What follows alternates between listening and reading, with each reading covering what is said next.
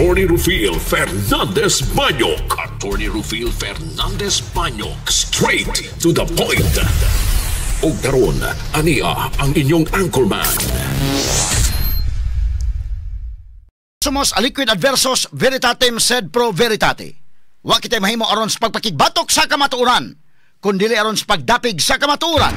Straight to the point. Luzon, Visayas ug Mindanao, Pilipinas, ug sa katawhan kutob sa mabot sa tong Sibya sa tibuok kalibutan via internet.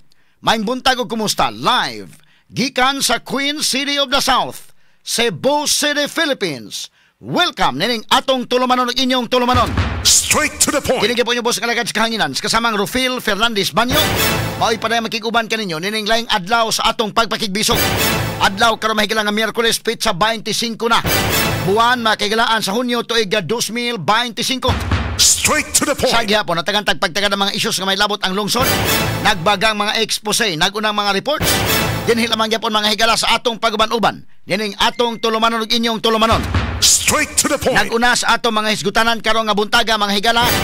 Cebu Cordova Link Expressway kon CCLEX mopatuman og uminto sa toll fee alang sa lain-laing sakyanan sugod sa Hulyo 1. Straight to the point. Ngano man unsa may naka-apekto sa aning atong tulay mga kaigalaan. Ato ning hatagag pagtagad ro nga buntaga. Unsa man kadako usad ang uminto, no? Kay kini ni ang mahitabo ini mga higala nga igo-igo lang kay kining mga sakyanan posible og mag-traffic sa taspika sa dakin og adto lang mga aging uman.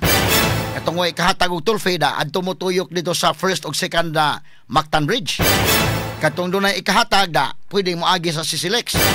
So ato ning hisgutan sa mga kaigalaan og unsa may mga factors sa ilang pagpasaka mahigala ini. July 1 man musugod na mga sukin tigpaminaw. Straight to the point. Ang atong nahibaw-an kaniadto nga si Governor Gwen nangayo ni og duha ka lingkuranan diha sa CCLEX, duha mga higala ka bangko, duha ka lingkuranan sa board. Mo na nakaingon ta nga posible ayay dili ba ka mo taas ang singil ani sa toll fee ning kalakiha nga doon na may laing duha ka mga silduanan. Wa pay labot anang silduanan doon nagi makikita kung pilay nakita sa CCLEX kung doon na mahigalay maglingkod na diha. Ato ni hatagag pagtagad lumuntaga sa manuman usab nining atong tulumanon ug inyong tulumanon. Straight to the point. Samtang sa pikas bahin mga kaigalan Land Transportation Franchising and Regulatory Board kung LTFRB na tuon sab sa pagkakaroon din sa Central Visayas kung mapatuman ba og usbaw sa plitihan o muhatag og fuel subsidy alang sa mga public utility vehicles. Straight to the point. Ato sa nitagag pagtagad noon mahigala kay gumikan ining sitwasyon karon dito sa Middle East mga sukin tigpaminaw porbida. Apektado ang atong mga presyo sa lana mga kaigalaan. Sa dugang mga balita din sa ato, Governor-elect Pam Bariccuatro, oy nalimot man dayta mahigalag ta kinini ang countdown. Pitsa 25 naman daeron, so 5 ka adlaw na lang sa dili pa mahigalang Hunyo 30, ang katapusang adlaw mahigalang base sa konstitusyon, base sa balaod, manaog na gyud. Mo check out na sa alas 12 sa udto mahigala sa June 30 si Gobernador Gwendolyn Garcia. Straight to the point. Ato ni tagag pagtagad mga kaigalaan pero doon pa tayo mga bantayanan kay pitsa 25 pa man ron, so 5 ka adlaw pa no nga paglingkod siya diha ibutang talang og karong adlaw ugma og Biyernes mo man ang mga weekdays na dunay ting opisina, so 3 ka adlaw karon plus Lunes pitsa 30 kaya kanang Sabado ug Domingo wala naman na mga higala opisina sa Kapitolyo, pero depende na kung unsa kay buhaton aning Governor Gwen kay mura magwa pa man manghipos ang tudron. Og matod pang Governor-elect Pam Bariccuatro sa iya mahigalang pamahayag, wa pa man kunoy giturn over gyud nga mga dokumento indekin. Ato ning klarohon kay mag-expect ang mga Subuanon, mosabot lang gyud ang mga Subuanon. Kay dili man cooperative kung tinuod ko ka nagmahal sa Sugbo para makontinue ra ba ang matawag nato mga higala og services sa katawhan, mag-cooperate ka day para continue ra. Pero kini iya gusto siya may galang maabirya gyud si Pam Bariccuatro. Mo na inig June 30 adto pa mga higala na. Lo kanaog siya adto pa magsugod sab si Pam Bariccuatro mahigala pag pangaykay, magsugod sa trabaho mga kaigalaan sa Kapitolyo. Straight to the point. So wa na ni mga higala internship. Ang iyang mga tao ni Pambari 4 diha, wa nay OJT pa ni Inday Ken. Diretsuhay na ni, ha? Straight to the point. Ato ning hatagag pagtagad mga kaigalaan karon nga buntaga kay wa gyud mga higala mo cooperate. Si Governor Gwendolyn Garcia ang iyang bisag na lang siya unta Inday Ken. Ang iyang transition team lang, ha? Inana siya mahigalag batasan, ha?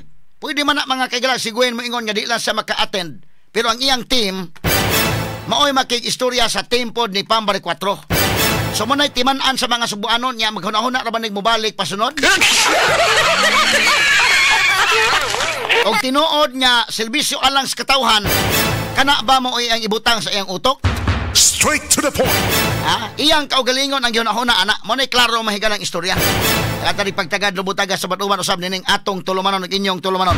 Straight to the point. Kanang pagka-gobernador nimo Gwen Garcia. Gob Gwen, dili na in town permanente oy. Muna nga angay kang pahinumduman nga temporaryo ratang tanan aning kalibutana. Hasta nang imong posisyon nga gobernador ka, temporaryo na lang kayo o.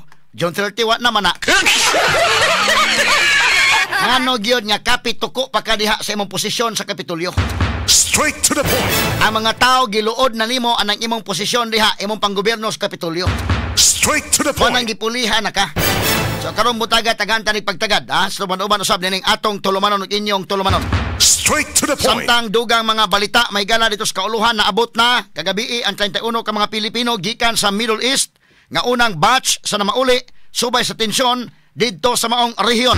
Straight to the point. Ang gobyerno nagplano nga makuha og chartered flight aron paghakot sa mga Filipino gikan sa Middle East kung mo grabe pa ang tensyon tali sa Israel ug Iran. Straight to the point. Sa abroad, si US President Donald Trump nangasaba og wa makauyon mahigala. Nining duha ka mga nasod ang Israel ug Iran human nilapas kini sa bag-o lang niyang gipahibaw nga ceasefire. Straight to the point. Ang Israel ug Iran nagbawas-bawas gihapon sa pagtira mahigala og mga missiles. Straight to the point. Bisan pa man og miingon as Donald Trump nga doon na nagikasabutan nga ceasefire apan kining duha nagsige man gyapon mahigalag pabutos ng mga missiles. Ulos mga isog, ha? Ato ni hatagag pagtagad unsay sunod nga mga panghitabo nini.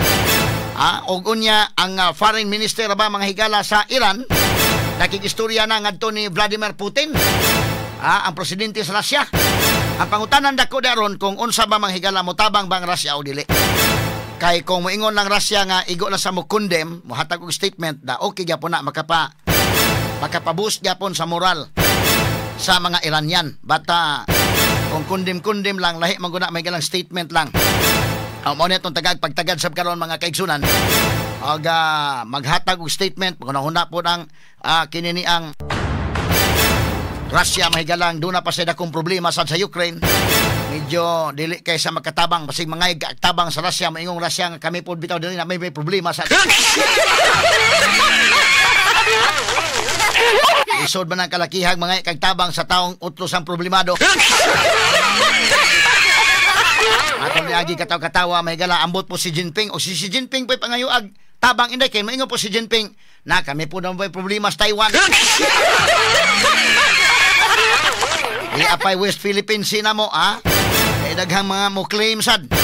So medyo pareha man tang problematic ini.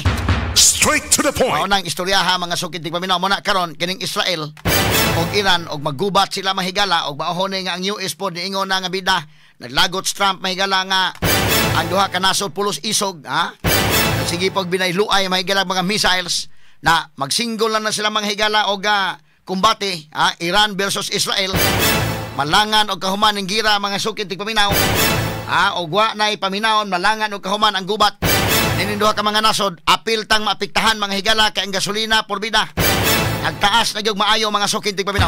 Straight to the point. Kini guban pang mga iskutanan nyo mabati exclusive over DYHP RMN Cebu 612 sa dial sa inyong mga radyo sa 93.9 IFM. Serbisyo publiko gikan sa mong lugar sa kanunay DYHP nga